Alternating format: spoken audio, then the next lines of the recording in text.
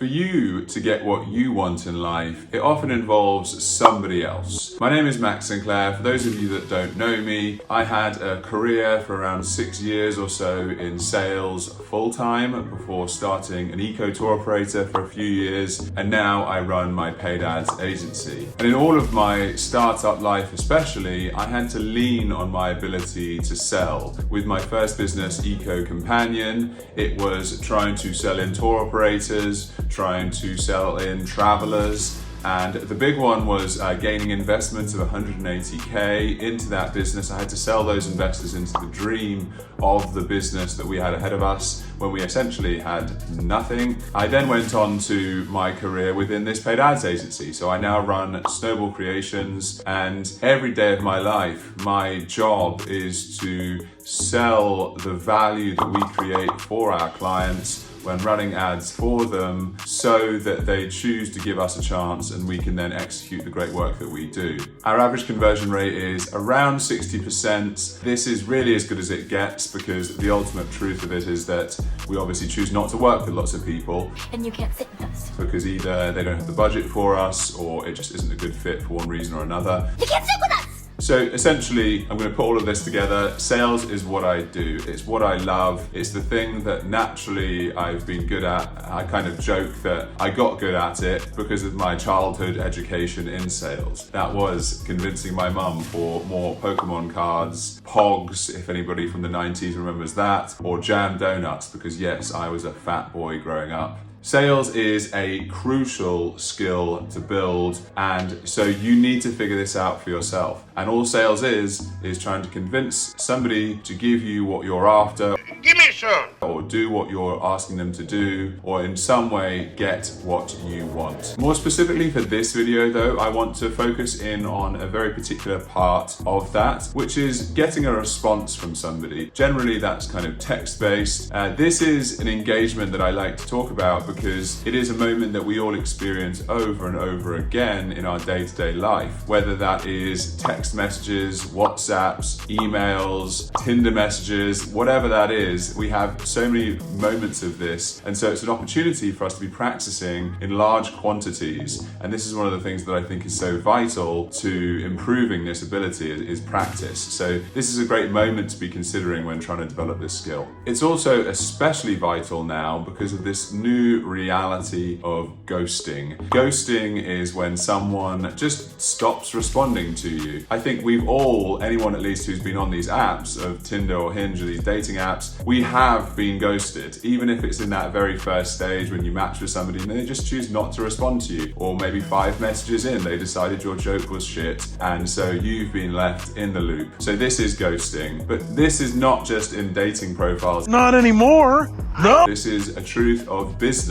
In 2021, Indeed, the job board, found that around 28% of employees, potential employees, had ghosted employers at some point in their career. I can't believe it.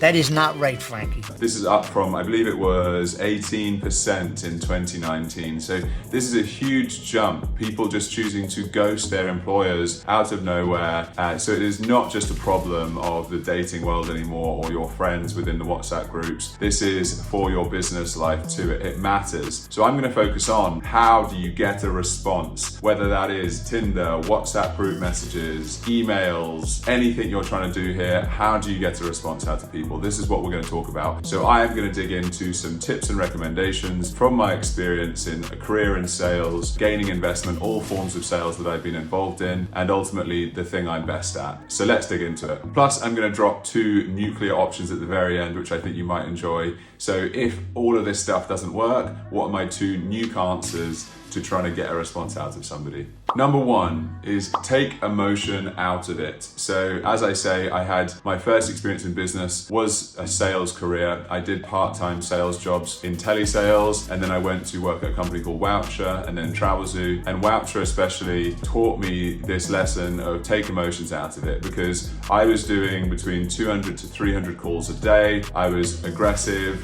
And one of the reasons why I think I did better in that, and I was one of the top in the team, was because I took emotions completely out of it. I of course had moments where I failed at this as well, but generally speaking, I was good at just shrugging it off. If someone calls me a piece of shit, if someone hangs up on me, if someone insults me aggressively, whatever it is, I try to just basically see that as them. It's a choice that they made, and it's a game that I'm playing. I'm choosing to just kind of like watch this interaction as like two machines, two cogs in a machine kind of going against each other, and I said a certain thing which led to a certain outcome, and that's all it is. There is no emotion in it. I'm not going to be upset that someone hasn't responded to me. I'm not going to be surprised. I'm not going to be angry, because none of these things help me in the process. If anything, they hinder you because they slow you down. They make you distracted by the logic and reasoning behind why certain things happen. So take emotion out of it.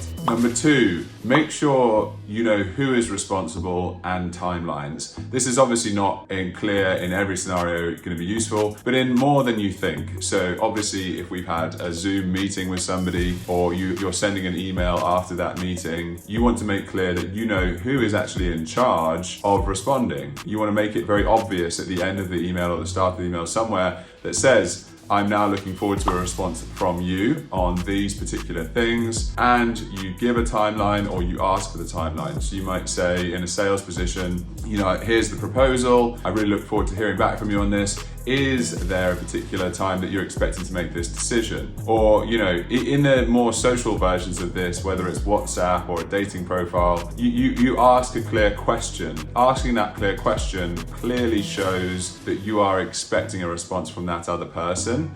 Anyway, can I have your number?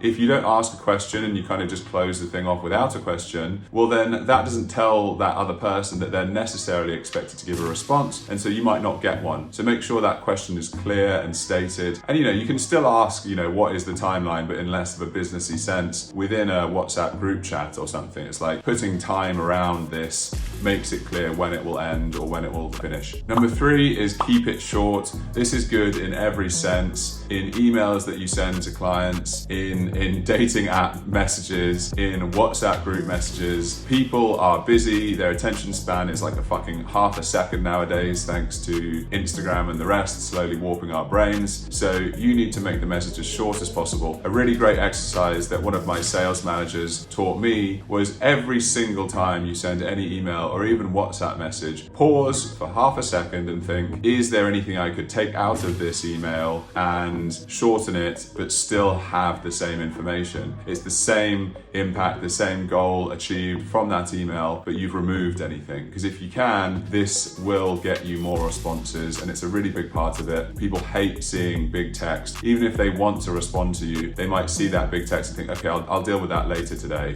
and then later never arrives. Number 4, practice. Practice is really one of my favorites within this list. It is why I think I've got good at this. It's because I got obsessed with it. I got obsessed with sales, with like great sales targets, and I enjoyed that game of trying to hit my sales targets. So, you know, other people were doing say 100, 200 calls a day, I would do 300. I would hit reps all the time, and I'd be obsessed with it. I'd try and be as efficient as I could possibly be within that process. So obviously a career in sales, or even some experience of a sales job, is going to be one of the best ways to do that. And that's why telesales or door-to-door sales or one of these forms can be really good, because they're very quick repetition versions of sales. If you're doing one sales meeting every 3 months, well then you only have one moment to practice that sales experience. So I really would recommend, if you're, you know, at some point, if this is possible, trying to find some way of even a part-time job in some form of sales. But if not, you can find ways to increase the quantity of the repetition of those sales moments, or find shorter, smaller ways of doing this. You know, practice it in your day-to-day life. All sales gurus will tell you to do this. Practice it when you're going to buy anything. Practice the art of sales. Ask for things, ask for the extra moment,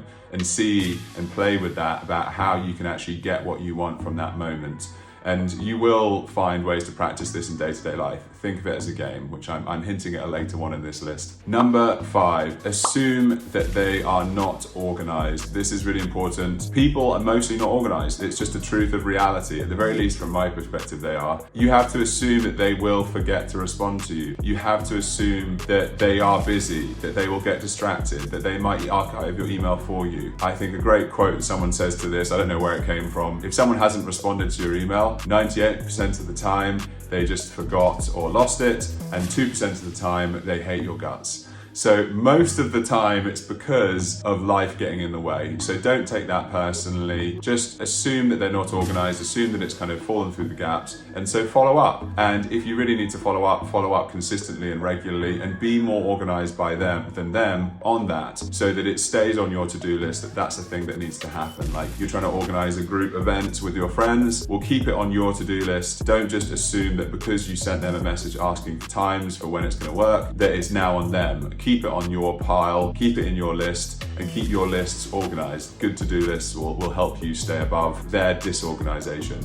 Number 6, look at the whole thing as a game. This is my favorite in the list. I'm gonna call it number 6 my favorite, because this is why I win at this, is because my reaction is not emotional, it's not any of these other things, it's a game to me, it's fun. Like every moment that I interact in any of these situations, I find this a really interesting game. I'm genuinely interested in this play, in how humans interact. If one human is talking to another human, what is the things that that human has to say to then get a response out of that person and ultimately achieve what they're trying to achieve in that sales game in particular. It's so enjoyable to me to understand, and it takes such empathy to go into their mind, to really think through what they're thinking, and then use this, it's game theory of if you say this, they say this. And if you're in telesales, for example, you really learn that quickly, because you start the call and you say, hi, I was hoping to speak to whoever owns the business. If you say it in that way, what's their response? Hi, I was hoping to speak to the hotel owner. If it's like, whatever, that's what I used to sell in. Or whatever these things are, you test, you A/B test these various options, and then you see what the response is,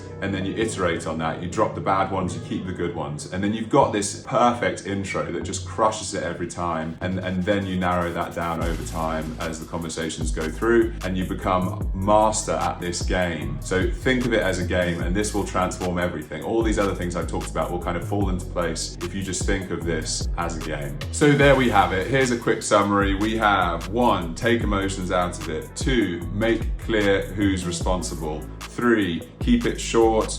4, practice. 5, assume they aren't organized. And 6, look at it as a game. These are a great list. If you action all of these things, you will be a sales master in no time, and you will get a response from that Tinder message, that Hinge profile, or whatever it is that you're trying to get a response out of. And I promised you 2 nuclear options. Here they are. Number 1, leave aggressive quantities of daily, whatever it is, reminders to chase that person. So as I said, be more organized by them. You could take this hardcore. You could say a weekly reminder, that's a gentle version. A daily reminder, like, hey, it's been another day, where's my thing? If you need your landlord to fix that plumbing problem, put a daily reminder to chase them. This is aggressive as fuck, and you have to be smart about how you do it to not piss them off, but sometimes it's required. Sometimes you have to just force that cog to start moving for you. And so daily reminders, even hourly. You know what? If you're the one in charge and you don't care about this other person and all it takes is to just make them break, well, put hourly reminders to chase them and they will break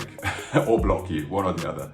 Number 2 is give up. This is the other nuclear answer here. Sometimes if it's your friends, for example, and they just keep not replying to you, maybe they just aren't good friends. I have had friends like that, and I thought to myself, why do I keep chasing this person when they just clearly are not interested in talking to me? Some people don't fucking like me. That's the truth of it. I accept it. Or in relationships, if someone is really not interested in you, that's one of the best signs ever. You know, if you're in a dating app and you're sending messages and then sending you dead dead responses without questions back, maybe it's a signal that they're not interested in you, and it's the best for both of you that you stop trying in that moment. Many men have fallen into this bad trap of chasing women for far too long who have no interest in them, and that's not good for either side. So realize that it's a good moment to give up and accept the loss of that. And the same with business. If you're a salesperson or you're doing any situation where you're trying to chase a partnership or anything, sometimes they're just not interested, and it's better that you use your time chasing new opportunities, finding new leads of potential clients who see your value obviously and easily and don't need to be forced into it. The further I go into my career as a salesperson with all of these different versions of sales that I do, the more I realize that hard selling is so often not the answer. I can, with my experience, I think, convince many people to go ahead working with us who should not work with us. Like, they do not have a business yet. I run an ads agency, to remind you, and they often maybe don't even have product market fit yet. They've made no sales from their store or whatever it is, and suddenly they're trying to hire an ads agency and spend quite a significant amount of money to work with a professional organization like my business. And this doesn't work out because no matter how good the marketing is, we can't get them sales because they don't have a business. So in those moments, I have learned, of course, I should not encourage that person to work with us. I should say to them, give them some advice and suggestions about how to move along their journey, and then we can work with them. So learning when to not go ahead with that sale and say, this is not right for both of us, even if we can make a quick buck out of this, that's a really important lesson as well. Hopefully all of this has been helpful. I wish you luck in getting that response from that WhatsApp, Tinder, email, whatever it is. If you need more help, please do reach out. I love this stuff. Like I said, it's a game that I enjoy. And otherwise, please do subscribe, because I will hopefully see you in the next one.